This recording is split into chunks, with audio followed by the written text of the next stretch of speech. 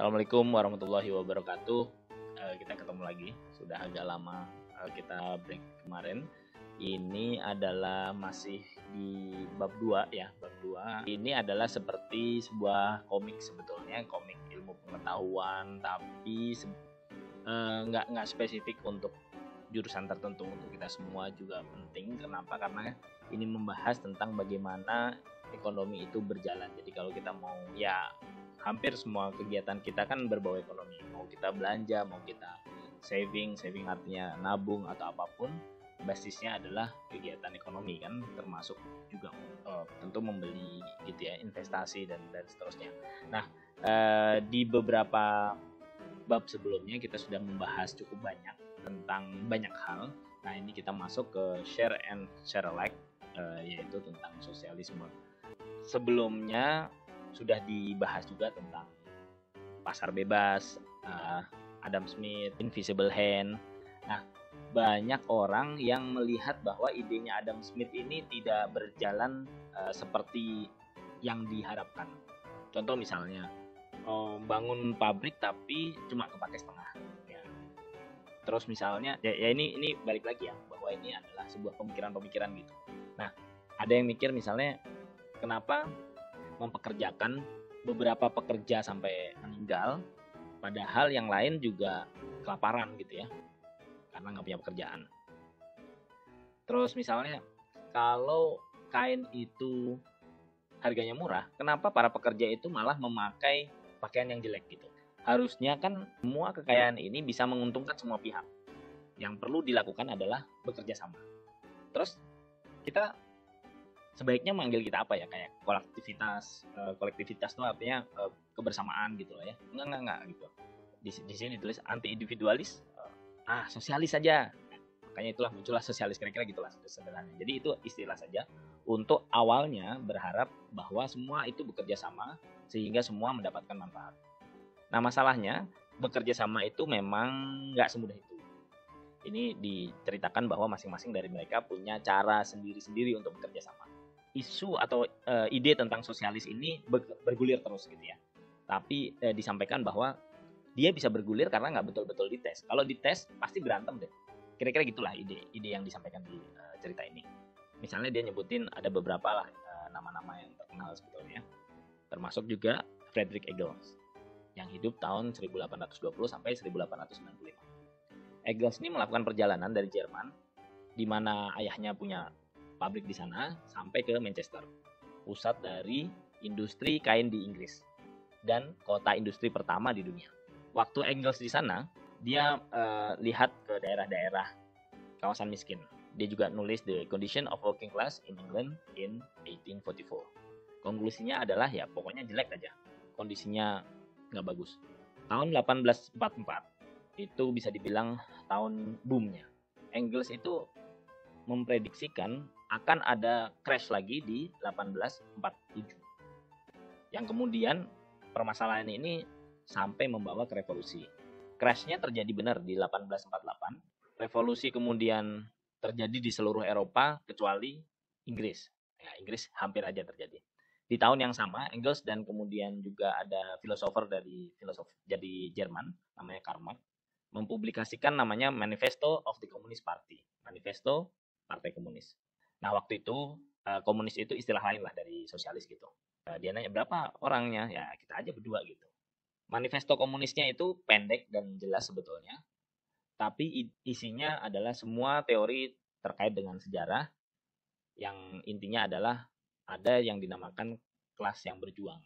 Di pandangan ini, bourgeois atau kapitalis merusak masyarakat agraris dan ya sederhananya kabur lah gitu kali ya. Nah, ketika bourgeois itu mengambil semua uang, orang lain itu menjadi proletarian. Sisi lainnya adalah ketika semua orang menjadi prol atau proletarian itu tadi, maka mereka akan bersatu kan.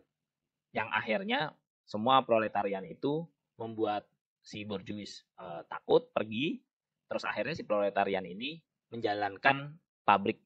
Nah, masalahnya ternyata para pekerja ini yang jumlahnya sebetulnya banyak itu tidak betul-betul bersatu. Sampai si Karl Marx ini ingin sekali membuktikan bahwa revolusi itu pasti akan datang. Karl Marx sampai menghabiskan sekitar 20 tahun untuk membuktikan itu. Nah, di sisi lain ada namanya benefit of the industry atau keuntungan dari industri. Kalau sebelum-sebelumnya kan kita menunjukkan sisi gelap dari revolusi industri.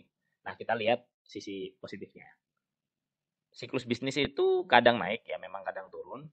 Tapi kalau dilihat jangka panjang atau istilah lainnya adalah long run, itu cenderung naik kan gitu ya. Produk dari pabrik juga akhirnya juga sampai ke orang-orang yang miskin. Sebelum revolusi industri, sebagian besar orang nggak punya apa-apa lah gitu istilahnya kali ya. Mass production means production for the masses. Mass product itu kan artinya juga produksi bagi masyarakat. Di pabrik itu kan ditunjukkan seperti kehidupan yang sangat keras ya. Tapi di sisi lain petani itu kayak santai banget, tapi ya kayak nggak ada perubahan gitu ya. Ini contoh gambar di 1415, kemudian ada gambar juga di 1850 setelah 400 tahun ya kurang lebih sama. Nah, cerita-cerita ini memang penting banget buat kita karena untuk melihat bagaimana dan apa yang terjadi di negara kita ya. Contoh misalnya di pertanian di Irlandia, sekitar 1 juta orang atau 1/8 jumlah orang Irlandia kelaparan sampai meninggal antara 1845 dan 1849 karena permasalahan kentang. Mereka kan makannya banyakkan kentang. Kemiskinan di industri itu lebih kelihatan dibanding kemiskinan di desa, tapi belum tentu lebih keras. Diceritakan ini orang-orang yang sudah pindah ke kota, diusulkan balik ke desa, tapi ya dia bilang, emang kita bisa hidup gitu di desa. Kalau waktu juga sulit, kadang mereka pergi. Perginya kemana? Waktu itu kebanyakan perginya ke Amerika. Nah, sekarang kita bahas tentang demokrasi di Amerika. Di Amerika, yang sebelumnya pernah kita bahas di pembahasan revolusi Amerika, memiliki awal mula yang agak bergejolak lah. Pemerintah pertamanya, Kongres Kontinental, nggak punya kekuatan untuk menerapkan pajak. Ini bagus karena mereka nggak bisa diktator, tapi juga akhirnya mereka nggak bisa lakukan banyak hal. Yang intinya sih mereka berpendapat bahwa ya tetap harus ada pemajakan lah gitu. Kemudian Constitution 1789 memberikan pemerintah itu lebih banyak kekuatan. Alexander Hamilton, Secretary of the Treasury, ingin orang-orang yang memiliki uang itu menggunakan kekuatan barunya. Jadi intinya mereka membahas tentang bagaimana demokrasi itu perlu dijalankan. Si Jefferson ini merupakan pemilik budak. Tapi walaupun dia pemilik budak, dia nggak kayak pemilik budak pada umumnya lah gitu intinya. Intinya dia itu berpikir bahwa kalau orang mau merdeka secara politik, juga dia harus merdeka secara ekonomi. Artinya semua keluarga harus menanam tanamannya sendiri. Ya ini teorinya lah kira-kira gitu. Nah kemudian Jefferson dan Hamilton membentuk partai politik. Si Hamilton bikin namanya Federalis, Jefferson bikin Demokrat. Nah, si Demokrat masih ada lah sampai sekarang. Jefferson sendiri menjadi presiden di 1800. Dan 1804, wakil presiden Aaron Burr mengalahkan Hamilton di duel itu, sehingga di awal-awal Republik Amerika Serikat itu muncul lebih banyak Jefferson lah, makanya disebut Jeffersonian. Nah waktu itu tanah termasuk murah, sehingga pekerja itu punya kekuatan atau disebut bargaining power. Kenapa? Karena kalau si pekerja itu nggak dikasih gaji yang tinggi, dia lebih memilih untuk membeli lahannya sendiri. Masalahnya adalah pekerja yang mendapatkan gaji tinggi itu melakukan pekerjaan lebih baik daripada yang bekerja berdasarkan rasa takut dan rasa keinginan gitu ya. Yang intinya adalah lebih efisien kalau kita membayar pekerja dengan angka lebih tinggi dari angka minimum atau UMR lah kira-kira gitu. Nah ini pembahasan ini sebetulnya terkait juga dengan idenya Adam Smith. Disampaikan bahwa kalau gajinya tinggi, kita bisa mendapatkan pekerja yang lebih aktif, lebih rajin dibanding pekerja-pekerja yang gajinya rendah. Gaji tinggi ini juga memberikan bos-bos di Amerika insentif untuk menggunakan pekerja secara lebih efisien. Contohnya adalah menerapkan atau melakukan kegiatan yang identik, juga membuat part-part yang mirip sehingga bisa saling ditukar-tukar. Pada tahun 1830-an, pabrik di Amerika dan juga shipper ya, yang membawa barang-barang itu bisa berkompetisi dengan Inggris. Meskipun gaji di Amerika itu cukup tinggi, atau bisa dibilang ya karena gajinya tinggi makanya mereka kerjanya lebih efisien gitulah ya, dan seterusnya, sehingga mereka bisa berkompetisi dengan Inggris. Nah, dengan opportunity yang banyak ini akhirnya para orang-orang di Amerika berharap bisa mengelola negaranya sendiri. Ya setidaknya itu terjadi di Amerika bagian utara, tapi tidak begitu efektif sebetulnya di bagian selatan.